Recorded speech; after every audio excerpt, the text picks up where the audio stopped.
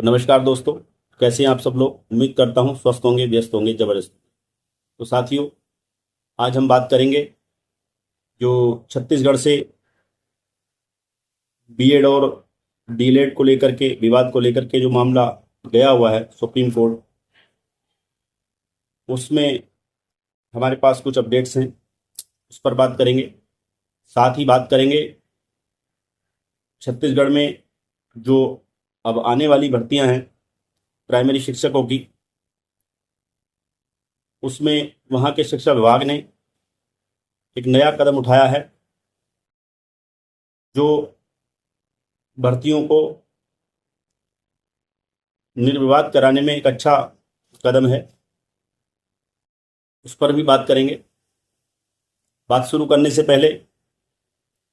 आप सभी साथियों का स्वागत है आपके अपने चैनल गेट सॉल्यूशन में। और साथ ही जो भी हमारे साथी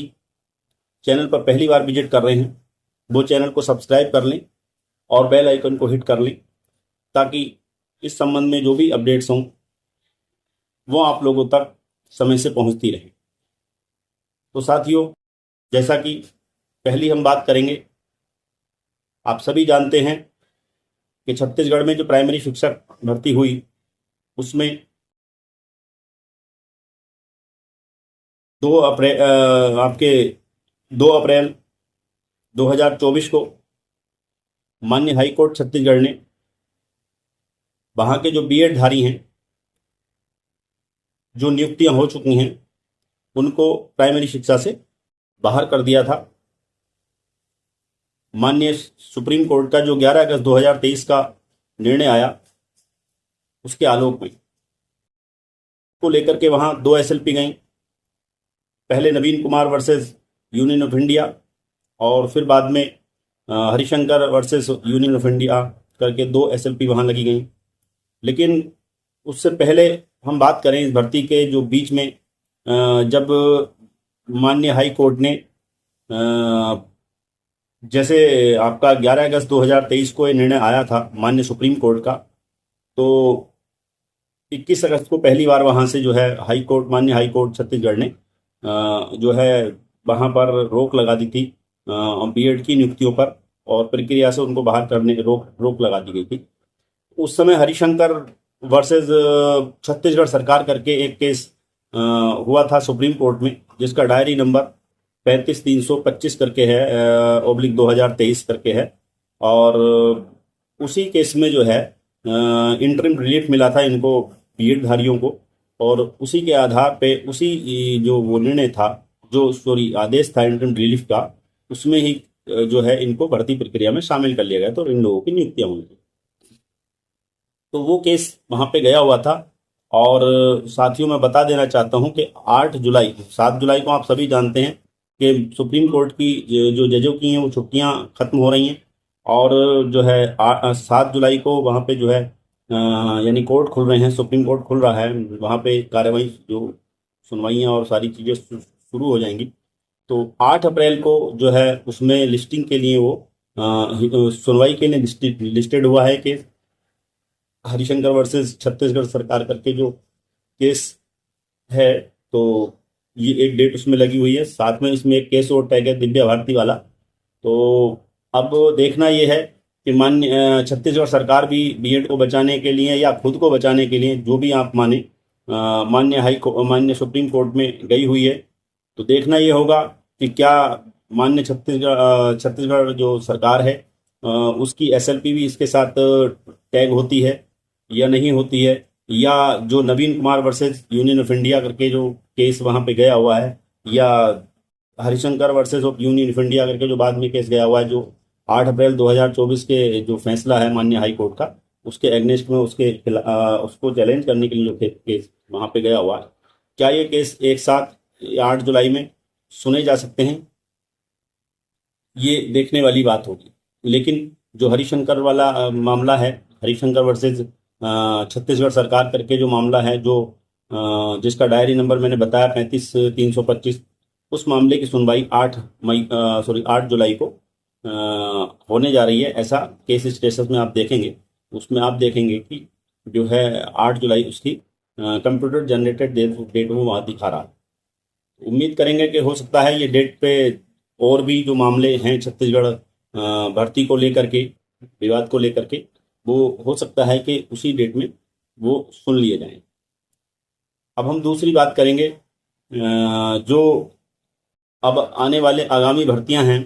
छत्तीसगढ़ में प्राइमरी शिक्षक को लेकर के, ऐसी सुबह ऐसी जो है अंदाजे लगाए जा रहे हैं, या ऐसी उम्मीदें की जा रही हैं, या ऐसी चीज़ें चर्चा में आ रही हैं कि 33,000 शिक्षकों की नियुक्तियों का वहाँ पे जो है चल रहा है मामला, के वहाँ पे 33,000 नियुक्तियों के लिए एक नोटिफिकेशन आएगा, या 10,000 के लिए भी सोच रहे हैं कि 10,000 का आएगा या 33,000 का आएगा। बहरहाल जो भी आए वो तो एक अलग बात है, लेकिन सरकार ने वहाँ पर जो है, जो शिक्षा विभाग है, उसने एक चीज़ की है कि आपने देखा होगा किसी भी राज्य में आप जाएं तो जब भर्तियां निकलती हैं, नोटिफिकेशन आता है, तो वो वहाँ के हाई कोर्ट में चैलेंज होता है, उसके बाद वो सुप्रीम कोर्ट तक जाता है, और सुप्रीम कोर्ट के बाद फिर जाके वो भर्तियां कहीं जाके कंप्लीट होती हैं। तो उसमें बहुत लंबा समय निकल जाता है, और जो अभ्यर्थी हैं वो आपस में लड़ते हैं, झगड़ते हैं, और इसमें बहुत सारा जो लोगों का है वो आर्थिक रूप से नुकसान होता है, और समय भी बहुत सारा निकल जाता है। तो ऐसे में छत्तीसगढ़ जो वहाँ का शिक्षा विभाग है, उसने ये निर्णय लिया कि भाई भर्ती निर्विवाद हो सके, उसके लिए जरूरी है कि जो एनसीटी गाइडलाइन है या जो भी गजट हैं जिसके आधार पे आप भर्तियां निकाल रहे हैं, नोटिफिकेशन निकाल रहे हैं, तो आनन फानन में भर्ती ना निकाली जाए, और उस नोटिफिकेशन को या जो भी गाइडलाइन है एनसीटी की, जो भी एससीईआरटी को भेजती है एनसीटी गाइडलाइन है, उनको अच्छे तरह से रीड किया जाए, और रीड करने के बाद उनका कंक्लूजन निकाल करके और तब नोटिफिकेशन पूरी तरह से निकाल दिया जाए, ताकि उसमें कोई खामियां और कमियां ना हो, ताकि वो कोर्ट में चैलेंज ना हो। आप देखते हैं कोई भी छात्र उन कमियों को समझ लेता और पकड़ लेता और कोर्ट में चला जाता है, जबकि वहाँ अधिकारी बैठे इतने बड़े बड़े गवर्नमेंट में जो इन चीज़ों को नोटिफिकेशन निकालने के लिए हैं। तो क्या उनकी नज़र में वो चीज़ें नहीं जाती? तो ये छत्तीसगढ़ सरकार जो छत्तीसगढ़ का शिक्षा विभाग है, उसने निर्णय लिया कि हम जो है एक समिति बनाएंगे, एक कमेटी बनाएंगे, और कमेटी उस नोटिफिकेशन को कहीं, या जो भी गाइडलाइन जिसके आधार पर वो नोटिफिकेशन निकाला जाएगा, एनसीटी की जो गाइडलाइन है, उनको अच्छी तरह से रीड करेंगे, और रीड करने के समझेंगे, और समझने के बाद जो है वो एक अपना जो नोटिफिकेशन निकलेगा वो ऐसा नोटिफिकेशन निकले ताकि वो उसमें कमियां ना हो, गलतियां ना हो, ताकि वो कोर्ट में जाके भर्तियां फंसे। तो ये एक अच्छा कदम है, और वो समिति उन्होंने गठित कर दी है, और आज 3 अप्रैल ये 3 मई को, सॉरी 3 जून को आज जो है उस समिति की पहली बैठक होने जा रही है, या हो चुकी होगी। उसके बारे में जैसी कोई जानकारी मिलेगी वो हम आपको बताएंगे। और बाकी उस समिति को 10 दिन का टाइम दिया गया है कि 10 दिन में आप जो है अपनी पूरी हमें जो है पूरी इस मामले में जो भी आपकी रिपोर्ट होगी वो हमें आप जो है सौंप दीजिए। तो साथियों, मेरा तो मानना ये है कि ये कदम अच्छा कदम है, और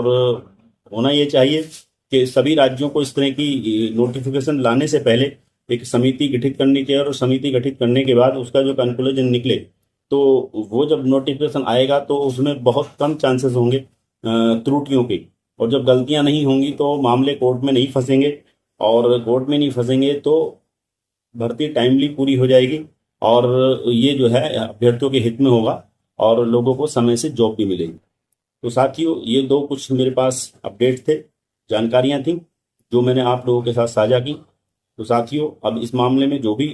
हमारे पास अपडेट आगे होगी वो भी लेके हम आपके बीच में जरूर उपस्थित होंगे। तो तब तक के लिए आपको नमस्कार, धन्यवाद।